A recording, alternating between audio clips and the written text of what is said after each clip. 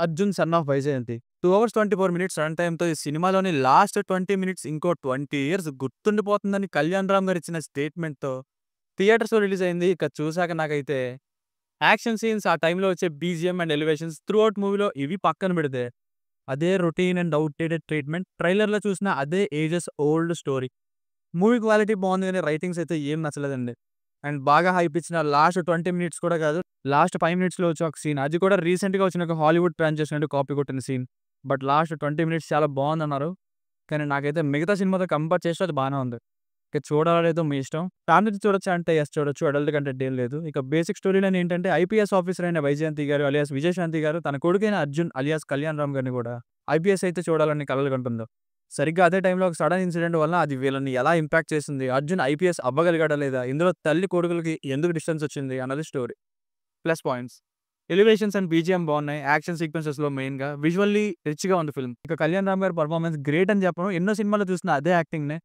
బానే చేశారులెండి. ఇక విజయశాంతి గారికి మంచి రోల్‌నే ఇచ్చారు. ఒక ఫైట్ పెట్టారు. కొంత మదర్ అండ్ సన్ ఈవిడ వల్ల ఎమోషనల్ పార్ట్ కొంత ఓకే.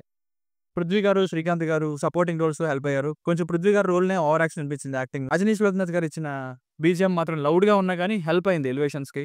సినిమాటోగ్రఫీ చాలా చాలా బావుంది. Minus points. ట్రైలర్ చూస్తేనే ఏదైతే స్టోరీ ఉందో అదే expected story with predictable narration.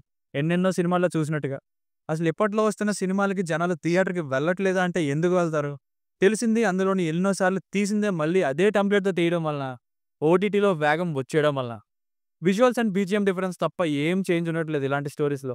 First half అంతా ఏదైతే ఇంటర్వల్ వరకు ఒక సెట్టింగ్‌ని చూస్తామో అదే డన్ అండ్ డస్టెడ్ ట్రీట్‌మెంట్.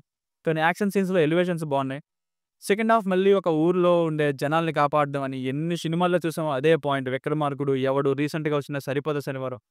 కానీ ఇక్కడ యాసిడ్ సీన్ ఒకటి కొంచెం ఎమోషనల్‌గా పర్లేదు. హీరోయిన్ యాజ్ యూజువల్‌గా సాంగ్స్ కోసమే ఉన్నారు. లాజిక్స్ ఉండవు. ఇక లిమిట్ చేసేస్తున్నా చెప్పడం కూడా.